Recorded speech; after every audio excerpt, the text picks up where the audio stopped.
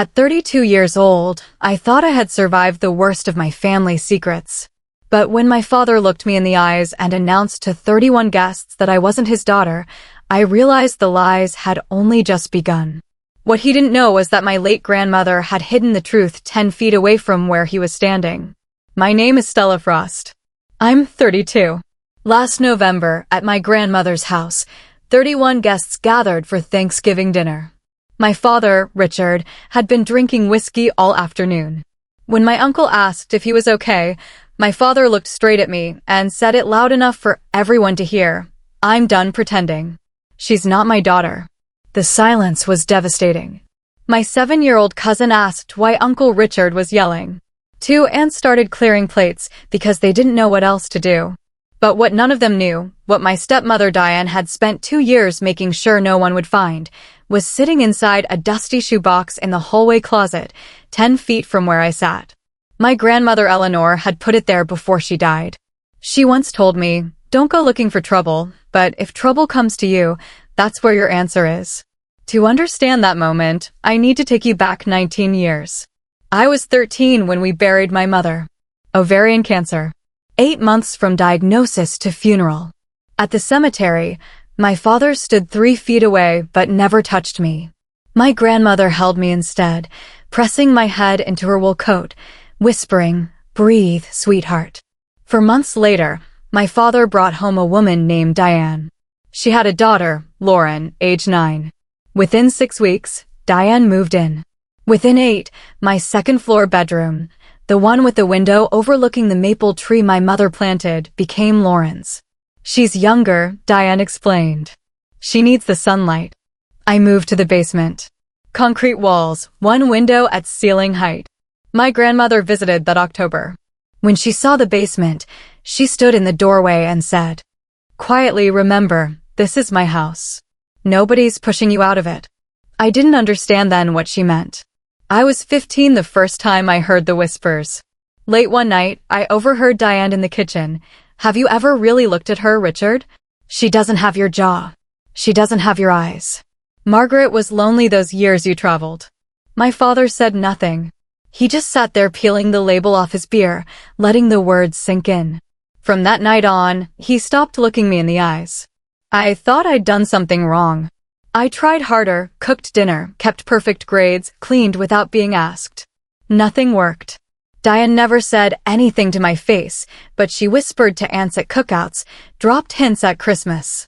She built the story like weather, slow, steady, impossible to point at but impossible to ignore. When I was 18, I asked my father for help with college. "I'll think about it," he said, never looking up from his paper. A week later, Diane announced that Lauren would attend a private prep school, full tuition, uniforms, a new laptop. I never got an answer about college. The silence was the answer. I took out federal loans and worked my way through nursing school. My father called me 3 times in 4 years. He didn't attend my graduation. He and Diane were in Florida for Lauren's ceremony instead. But in the 3rd row, clapping louder than anyone, was my grandmother.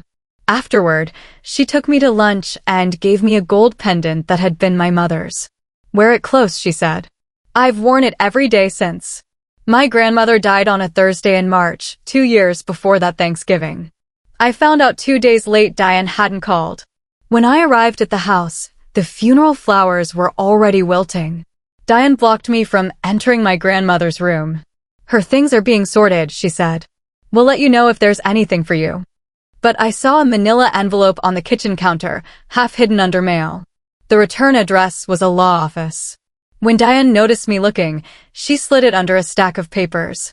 Later, relatives told me the house had been left to Richard. It made sense. He was the only son. I didn't question it. I passed the hallway closet on my way out, my hand touching the doorknob for a second before I let go. I thought my grandmother was gone. I thought whatever she'd been keeping didn't matter anymore. I was wrong. 3 years before she died, my grandmother had organized a family health screening. Heart disease runs in the Frost line. We all gave blood samples. 2 weeks later, she called me to her house alone. She told me she'd heard what Diane was whispering about my mother. Then she said, "I have proof." She'd asked the lab to run a paternity test from our samples. The result came back, 99.998% probability that Richard was my father. My grandmother sealed the result in an envelope with a letter she'd written, put both inside a blue shoe box, and hid it behind her old shoes in the hallway closet. "Don't go looking for trouble," she said. "But if trouble comes to you, that's where your answer is." She died before she could confront Diane herself. I kept my promise.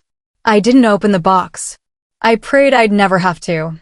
3 weeks before last Thanksgiving, Lauren texted me, "Dad wants everyone there this year. He said to make sure you come." Something felt wrong. I called my Aunt Ruth, who told me Diane had been asking a realtor to evaluate the house. The pieces clicked together. Diane wanted the house sold. But if my grandmother's will mentioned me, and I was starting to believe it did, then Diane needed me humiliated, broken, gone. Ruth told me, "Go to Thanksgiving, Stella. But go early." I remember where the box is. Thanksgiving Day, I arrived at 2:30, a full half hour before guests. The house looked like a magazine cover, garlands, white lights, wreaths on every window. Diane opened the door with a wide smile, but her eyes were scanning me. She steered me toward the kitchen, away from the hallway. I watched the closet door as we passed. 8 steps. That's all I needed. By 3:15, the house was filling up. I waited. At 3:20, Diane was deep in conversation with the caterer. I slipped away. "Bathroom," I said to no one. The hallway was empty. I opened the closet door, knelt, and reached behind my grandmother's orthopedic shoes. My fingers touched cardboard. I pulled out the blue shoe box and tucked it behind her winter coat, safe for now. At 4 o'clock, Diane called everyone to the table. Place cards, elegant script. She'd put Lauren on Richard's left, in the seat that had always belonged to the eldest child. I was at the far end, wedged between a 7-year-old and Diane's Pilates instructor. Ruth arrived uninvited at 4:05 and wedged herself into the middle of the table. Dinner progressed. The turkey was carved. Plates were full. Then, after Richard's 4th whiskey, Uncle Gary asked if he was okay. Diane leaned close to Richard, her whisper carrying, "It's okay, honey. You don't have to carry it alone tonight." Richard stood up, both hands flat on the table. "I've been carrying something a long time," he said. "She's independent because she's not really part of this family." He looked at me. For half a second, I saw the father I remembered, the one who carried me through apple orchards. His eyes were wet. He knew it was wrong. He said it anyway, "I'm done pretending. She's not my daughter." The room cracked open. Forks dropped. My aunt stood up to clear plates, not knowing what else to do. Diane pressed a tissue to her eye, a tissue she'd been holding before Richard even spoke. I sat frozen for 10 seconds. Then I felt it, my grandmother's pendant, warm against my chest. I pushed my chair back. The legs scraped the hardwood. In the silence, it sounded like a door opening. "If we're being honest tonight, Dad, then let's all be honest." I walked past the empty chairs, past Diane's friends, past everyone. The hallway closet was 10 steps away. I opened it, reached behind my grandmother's coat, and pulled out the blue shoebox. When I turned back, Diane was standing. Her voice had gone flat. "What is that?" She recognized it. 2 years of searching, and she'd found nothing because she'd been looking for something important, hidden inside something ordinary. I set the box on the table between the cranberry sauce and the candles. I lifted the lid. On top was a letter in my grandmother's handwriting. Diane started performing tears, accusations, the whole act. Ruth cut through it. "Hush. Let her talk." I read my grandmother's letter aloud. She wrote that my mother was faithful and good, that Diane had been whispering lies for years. Then I pulled out the second envelope, the DNA test from Hartford Genomics. Probability of paternity, 99.998%. The room went silent. Not a gasp, a slow, rolling silence like the air being let out of something. Richard picked up the paper with shaking hands. He read it again, then looked at Diane. "You told me she wasn't mine." Diane's chin lifted. "Richard, I believed it. Margaret was my wife." The word came out of him like something torn loose. "And Stella is my daughter." He sat down, put his head in his hands, and shook. I stood 6 feet away. Every instinct pulled at me to go to him. I didn't move. For the first time in my life, I chose myself first. Lauren walked out to the porch without a word. Diane was still performing, but the audience had turned. Richard said one word to her. Stop. 18 years too late for that one syllable. I reached into the box one final time.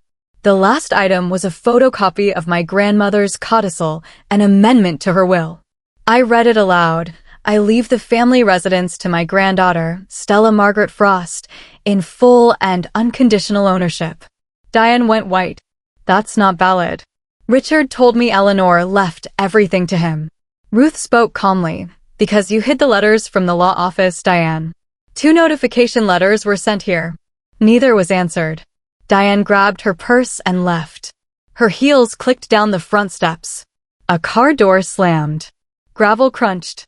And then it was quiet. On the porch, I found Lauren sitting on the top step, staring at the driveway. She wasn't crying for Diane. She was crying for the life she'd just learned was built on lies. The next morning, I called Gerald Alderman, my grandmother's lawyer. He confirmed the codicil was valid, executed in his office in 2020, notarized, 2 witnesses. Diane's lawyer declined to take her case. There was nothing to contest. My grandmother had built her paperwork like a fortress. 2 weeks later, Lauren called me. She said, I think I knew something was wrong. I just didn't want to look at it. We had the shortest, most honest conversation of our lives. My father asked to meet at a coffee shop. He said he'd gone through old photos and seen my mother's smile in my face. How did I let myself forget that? You didn't forget, Dad. You chose to believe someone else. I'm not ready to forgive him yet. Maybe someday. But the house is mine now. I've started coming on weekends, cleaning, remembering. On the living room wall, I hung photos of my mother and grandmother, 2 women who loved me when the world made it hard. In my grandmother's nightstand, I found one last note.